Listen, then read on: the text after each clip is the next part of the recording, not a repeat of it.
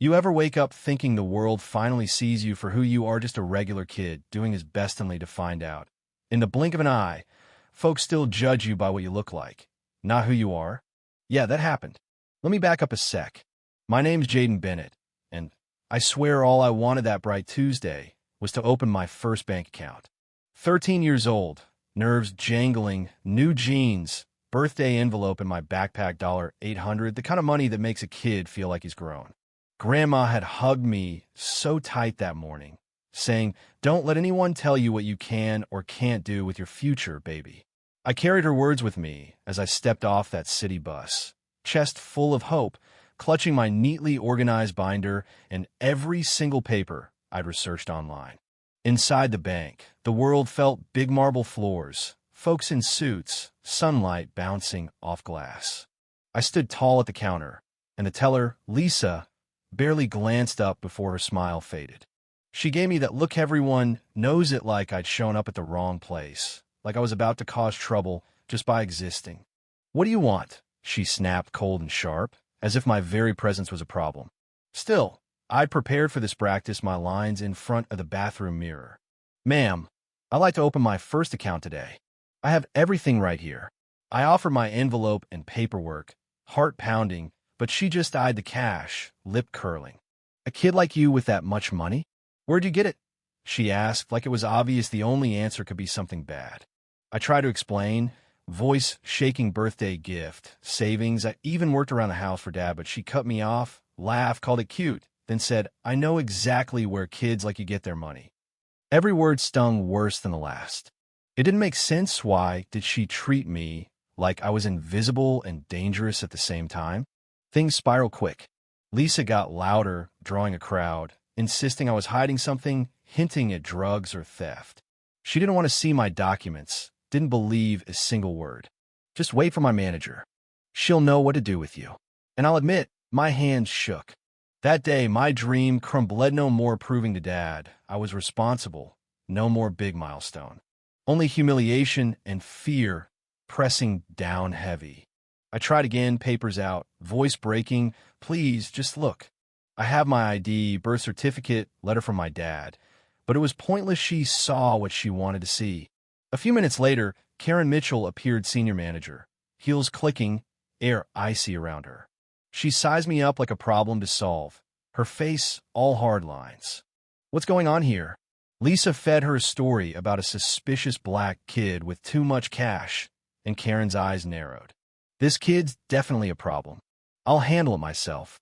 Right then, the whole bank seemed to lean in, folks pretending not to stare, but not missing a thing. Karen didn't want explanations. She just demanded, "Where did you get this money?"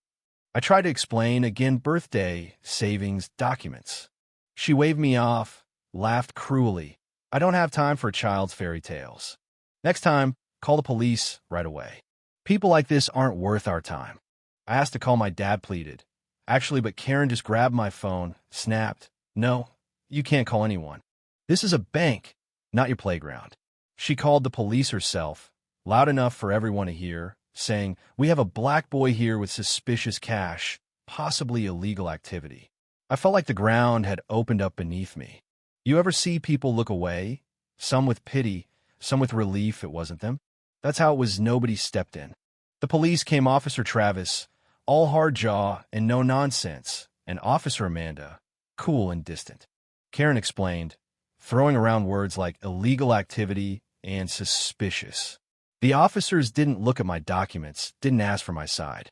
Travis just barked, "Turn around, hands behind your back." And in front of everyone, they cuffed me, a scared kid who only wanted to open an account. I'll never forget that feeling, the cold metal, the sting of tears on my face, the eyes of strangers who saw but did nothing. They marched me outside, past silent onlookers, into the squad car-me world, shrinking with every step. But you know what? Even in that low moment, I remember my phone in my jacket. While the officers were distracted, I managed to type a desperate text. "Dad, they're accusing me of stealing. I'm scared." I hit send, not knowing if it would help, heart thumping so hard I thought I'd pass out. They caught me, took my phone, scolded my butt. It was too late. My message was out. Miles away in a glass tower downtown, my dad, Michael Bennett, Michael Bennett, CEO of Bennett Group, was in a meeting with some of the biggest names in the business. The moment he saw my text, everything stopped. Dad doesn't show emotion easy, but that day, the ice in his eyes could cut steel. He left that room, no explanations, just, my son's in trouble, and the world shifted. He called his best lawyer, his security chief, had the car waiting, all in a matter of minutes. If you know anything about my dad, it's that nothing stands between him and his family. They rolled up to the bank in that black sedan one that means business. Inside, the atmosphere changed in a heartbeat. Dad strode in, flanked by his team, and demanded Karen Mitchell. She tried to play it cool, but everyone could see the fear behind her eyes. Dad told her straight, no more hiding behind policies, no more pretending. You called the police on my son because you saw his skin, not his character. You humiliated him. You humiliated this bank. Fix it or watch your career burn. Karen stammered, tried to spin excuses, but Dad cut her off. He made it crystal clear wasn't just a customer. He was the bank's majority owner. Every person in that lobby saw the power shift the woman who'd lorded over everyone, now trembling as Dad's words hit home. He demanded an immediate investigation. Security footage rolled, showing it all. Lisa's coldness, Karen's cruelty, the officer's harshness, my tears. No one could deny what happened. Chairman Morrison, a top guy at First National, arrived, watched the tapes, and without hesitation, suspended Karen and Lisa on the spot. The story exploded. Online clips from the bank, interviews, hashtags, millions of views. Karen became a cautionary tale overnight. Reporters camped outside her house. Activists demanded reform. Her name was everywhere as an example of what happens when you abuse your power and let prejudice guide your actions. The two officers faced their own reckoning: internal review, suspension, retraining, no more just doing my job, excuses. New policies swept through the police department. More training, more checks, new rules about kids and minorities. The bank, stung by the public backlash, launched a total overhaul: bias training, stricter codes, public apologies. But here's the thing, and maybe this is what really matters, I didn't let it break me. Dad sat with me one night, told me it's through pain and injustice that we find strength, that real power isn't money or status. It's standing up and speaking out. I decided then I wouldn't stay quiet. Together, we launched the Equal Rights Initiative programs for kids, workshops on financial literacy, anti-racism events. I started speaking at schools, telling my story, helping other kids see they're not alone. My pain became my purpose, and it spread. Even the bank pledged ongoing support.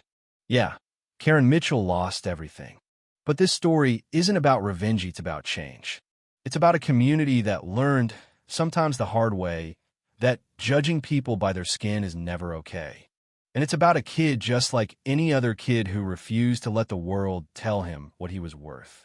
So let me ask you, when you see someone being treated unfairly, do you speak up or do you look away? Where do you draw the line between just doing your job and doing what's right? If this story hit home, share your thoughts below, because every conversation brings us one step closer to justice. Thanks for listening.